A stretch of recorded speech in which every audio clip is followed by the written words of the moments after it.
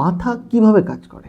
মাথার যে চিন্তা ভাবনাগুলো সেগুলো এক একটা কারেন্ট, এক একটা ইলেকট্রিক কানেকশনস, বিভিন্ন তার আছে মাথার মধ্যে।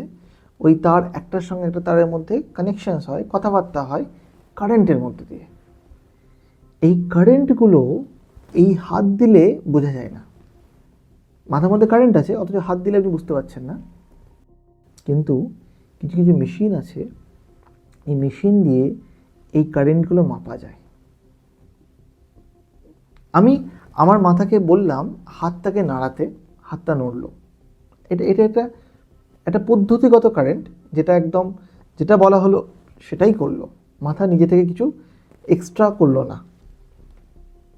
কিন্তু কখনো কখনো এরকম হতে পারে যে হাতটা এরকম করে না গিয়ে এরকম হতে শুরু করলো, বা এরকম করতে শুরু করলো, বা ঘাটটা একদিকে বেঁকে গেল।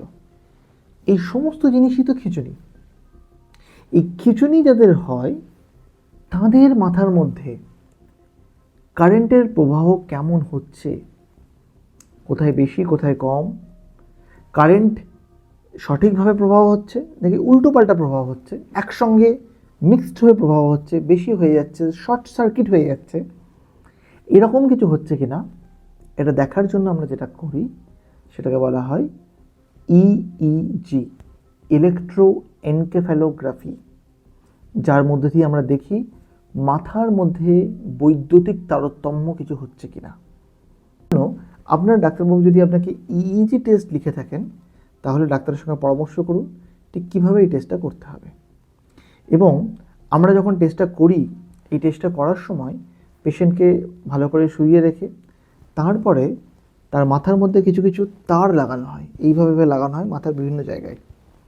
ওই তারগুলো লাগানোর মধ্যে দিয়ে আমরা মাথা থেকে কারেন্ট কানেকশন করে মেশিনের মধ্যে দেখি যে মাথার কারেন্টটা কীরকম দেখাচ্ছে।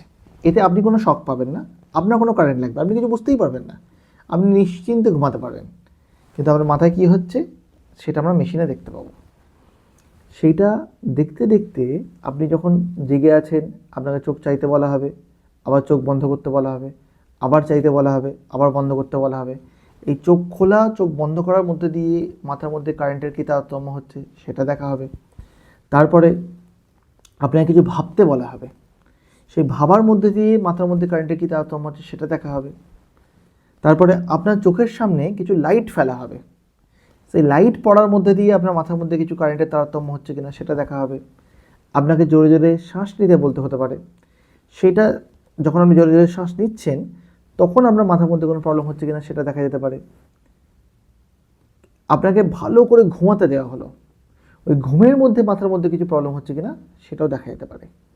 এই সমস্ত কিছু দেখে আমরা নিউরোলজিস্ট যারা আছি তারা এটা বোঝার চেষ্টা করি যে আপনার মাথার ঠিক কোথা থেকে খিঁচুনি। প্রথমত দেখি খিঁচুনি আছে কি নেই, মানে কোনো সিজার অ্যাক্টিভিটি, খিঁচুনি তো দেখা যায় না, মাথার কোনো অ্যাবনর্মাল কারেন্ট অ্যাক্টিভিটি আছে কি নেই এটা দেখি।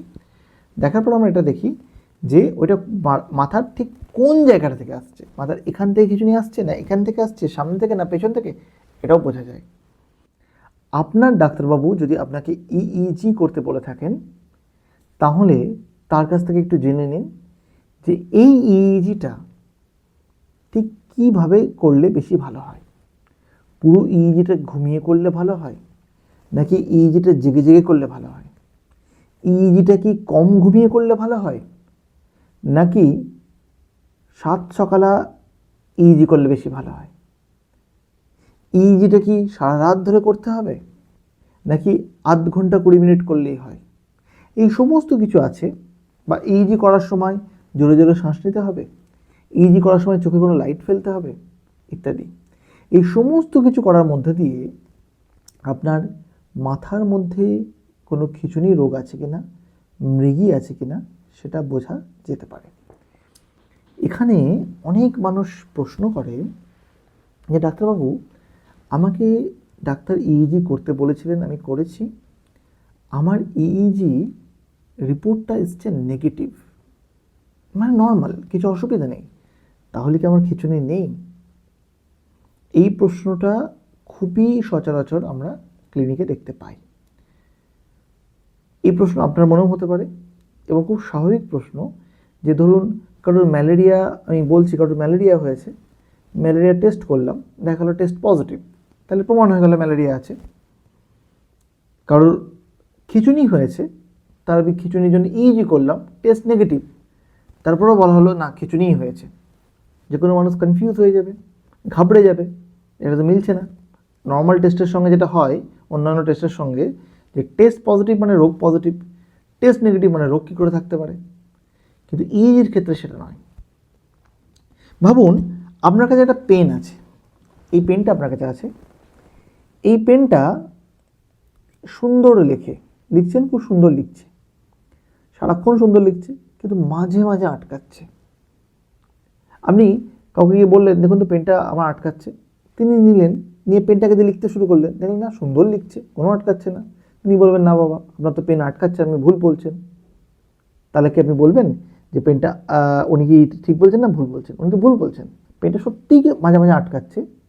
যেহেতু এটা মাঝে মাঝে আটকাচ্ছে, সেহেতু উনি যখন টেস্ট করলেন তখন আটকালো না, হতে পারে অন্য সময় আটকাবে। ঠিক সেরকমই ইজি যেটা টেস্টটা আমরা করছি, সেই টেস্টটা মাথার মধ্যে ওই সময়ে, ওই যে 20 মিনিট 30 মিনিট 1 ঘন্টা যে রেকর্ডিংটা হচ্ছে, ওই সময়ে মাথার মধ্যে কি প্রবলেম আছে ওইটুকু আমরা দেখছি। তার আগে বা পরে কি হতে পারে সেটা তো বোঝা সম্ভব নয়। তার মানে ইইজি সত্যিকারের মৃগী পেশেন্টেও নর্মাল আসতে পারে, কারণ ওই যে সময়টুকু রেকর্ডিং করলাম সেই সময়টুকু নর্মাল, অন্য সময় নর্মাল হতেই পারে। তার মানে এইটা মাথায় ঢুকিয়ে নিন, যদি কারোর ইইজি নর্মাল থাকে তাহলে এটা মোটেও ভাববেন না যে এনার খিঁচুনি রোগ বা মৃগী রোগ নেই, থাকতেই পারে।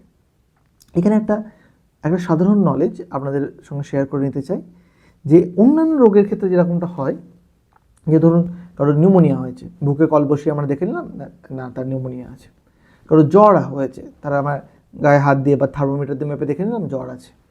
খিঁচুনির ক্ষেত্রে যেটা সবচেয়ে ইম্পর্টেন্ট, ইজি নর্মাল হলেও হতে পারে, যেটা সবচেয়ে ইম্পর্টেন্ট সেটা হচ্ছে হিস্ট্রি।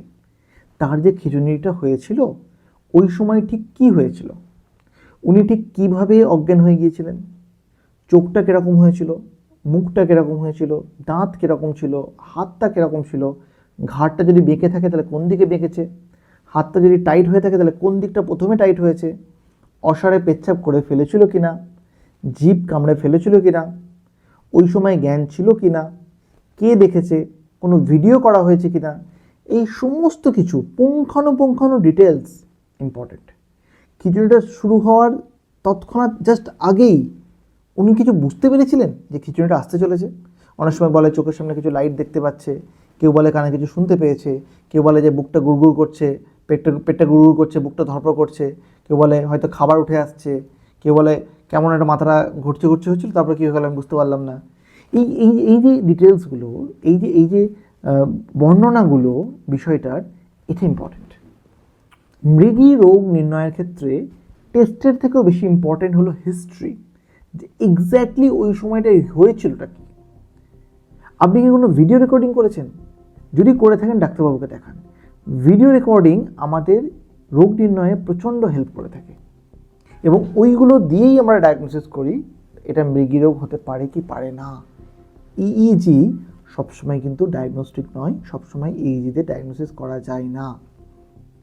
ইভেন এমআরআই ব্রেন করলেন, দেখা গেল যে মাথার ছবিটাও নর্মাল, মাথা দেখতেও নর্মাল, মাথার কাজেও ভালো, ইইজিও নর্মাল, তারপরেও বলা হচ্ছে যে না এনার এপিলেপসি আছে, মৃগী রোগ আছে। এটা কীভাবে হতে পারে?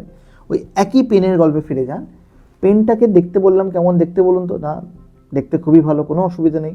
লেখে কেমন? লেখেও খুব ভালো, কিন্তু ওই যে বললাম মাঝে মাঝে আটকাই। যা দেখতে ভালো বেশিরভাগ সময় কাজে ভালো, কিন্তু মাঝে মাঝে আটকাতে পারে। ঠিক তেমনই মাথার ব্রেনটা দেখতে ভালো, এমআরআইটা দেখতে ভালো, ইইজিটা কাজেও ভালো যখন করেছিলেন, কিন্তু কখনো কখনো আটকাতে পারে, ওইটাই খিঁচুনি। অতএব কারো যদি এমআরআই নর্মাল, ইইজি নর্মাল, তবুও এটা মৃগী রোগ হতে পারে। এবং এই ভিডিওর মধ্যে যদি আপনি নতুন কিছু শিখে থাকেন, তাহলে অতি অবশ্যই যারা এই বিষয়ে জানা উচিত তাদের কাছে এই ভিডিওটি শেয়ার করুন, যাতে করে সাধারণ মানুষের মধ্যে খিঁচুনি, মৃগী, আপোস মারা, ঝাটকা, তারকা এপিলেপসি, এগুলোর যে নলেজ, জ্ঞান, সেটা ছড়িয়ে পড়ে। আমি ডক্টর এম শামীম, নিমহ্যান্স, ব্যাঙ্গালোর থেকে ডিএম নিউরোলজিস্ট। আমি এখন শ্রী সত্যসাই হাসপাতাল, ব্যাঙ্গালোরে নার্ভের রোগীর চিকিৎসা করে থাকি এবং ওয়েস্ট বেঙ্গলের শিলিগুড়ি এবং হাওড়া এবং পার্শ্ববর্তী এলাকায়